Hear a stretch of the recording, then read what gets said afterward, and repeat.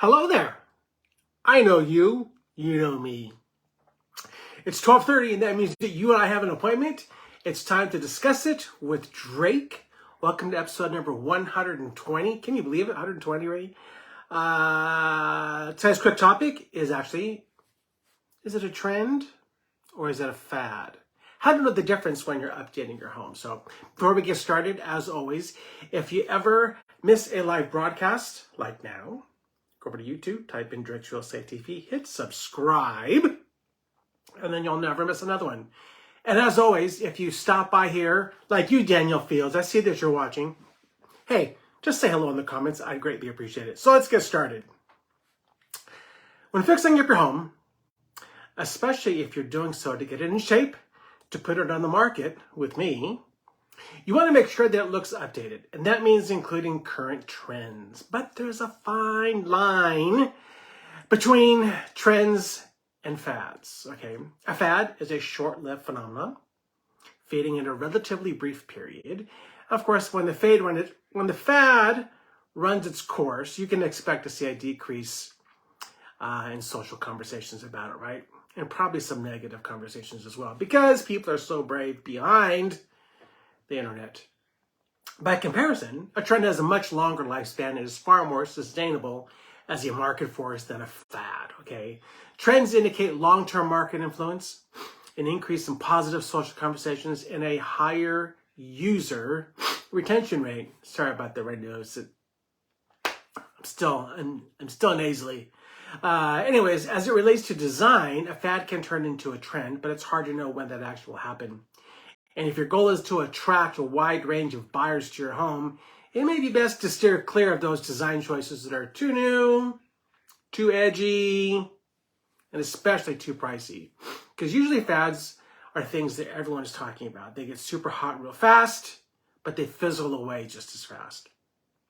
Think of shag carpet was an example of a fad. And this is an expensive fad, but most people can't afford to make a mistake like that on a scale like that. So how can you tell the difference between a fad and a trend? Well, take the barn tour. Started out looking like a fad, right? Merged into a trend, and then became so oversaturated that people actually became tired of them. I know I'm tired of them. Are you? If you're making changes to your home with the intent of selling, of course you got a list with me, right?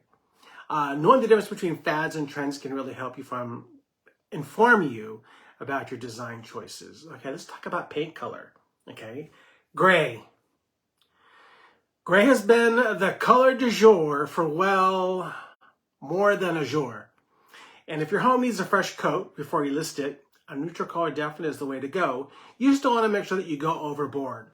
So gray floors, gray walls, gray kitchen cabinets. Treating gray as a neutral is something that's starting to feel predictable, okay? I specifically have buyers that ask me, don't send us gray listings, okay? If you've gone on the MLS lately or have looked through some remodels, oh my God, they all look alike, don't they? Gray, gray, gray, gray, gray. I like gray, but everything in moderation, people. You also want to be careful about going too bold. You may love a blood red or a shade of yellow that's brighter than the sun, but unusual or unpredictable shades may make your home a little bit memorable, but for the wrong reason. Okay, let's talk about wallpaper, and not your grandma's wallpaper. Okay, wallpaper has come a long way. So thanks to Instagram and Pinterest, busy, bold wallpaper is back, and in a big way. Are you guys going to model homes? It's huge. Online searches for bold print wallpaper have increased by over 400% just in the last year. But here's the thing about wallpaper. Don't add it to a large area in your home. It can add visual clutter, okay? Buyers are doing their searches on the internet and they're looking at photos, and if they see a wallpaper that they don't like in their minds, they're thinking it's gonna cost a lot of money and time to get rid of that. Okay, so if you're gonna use wallpaper, and like I said, I love wallpaper, do it as an accent wall or just in a small area, okay? Less is more, people, less is more. Let's talk about flooring. If you're replacing your flooring prior to listing your home, again with me, think carefully about what you're going to use, because hardwood can actually help sell you sell your home, oh my gosh, for more. But it's more expensive than other materials. But you just keep in mind, you're not going to get every dollar back that you spend in most cases. But before you commit to spending thousands of dollars, it's a good idea to consult with your real estate agent. I have new product in my hair. I don't know. I don't think it's working. Anyways, an experienced agent, such as myself, will be able to guide you to the best options for your flooring and then counsel you on best colors, maybe even plank width and even possible brands. Okay, couple more things. Kitchens. Okay, kitchens. Watch HGTV for just a few minutes these days, and you're probably going to see some fancy gold or brass finishes in the kitchen, possibly the bathrooms as well. Okay, this is definitely a fad, because even though this type of finish has grown in popularity, you're still unlikely to find them in majority of homes, especially in the suburban areas. If you live in a hip city with a large design-savvy millennial buyer base going with the latest finishes, well, that could be removed. But for everyone else, stick to the finishes that are much more widespread, because that appeal is smart, okay? What about kitchen shelving? Another important feature right now is open shelving has become quite the rave, okay? It's very popular in design shows, but in real life, it can lack function and actually look like it creates clutter, because you can see everything, so make sure that the cup's got to be facing the right way. Do you have nice bowls? That sounds funny, huh? Do you have nice bowls?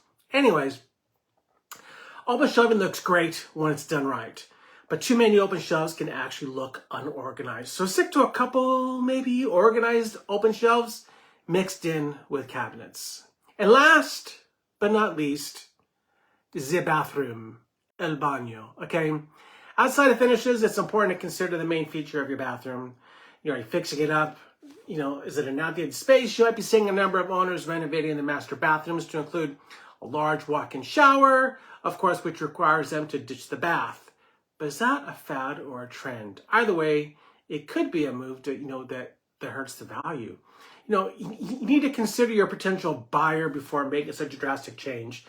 Do you live in a neighborhood that's full of young families in the neighborhood, and is that where the neighborhood is going to? Because then, of course, bathtubs might matter for the kids. So just know who your target buyer is before removing your master bath. So, anyways, that's really all I have for you today. I hope you found the information interesting, helpful. Come back next week, and I want to give a shout out to Realty Times for providing this information for me today. And as always, please keep me in mind when it comes to real estate. Share this with everyone you know. Tell them you know a great guy. That's me. If there's a topic that you would like me to discuss on another future episode, just let me know and I'll get it on the calendar. Please have a fantastic week and be kind to one another. Okay, don't forget to live, laugh, and love.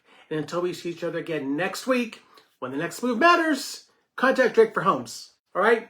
Thanks, everyone. I'll see you soon.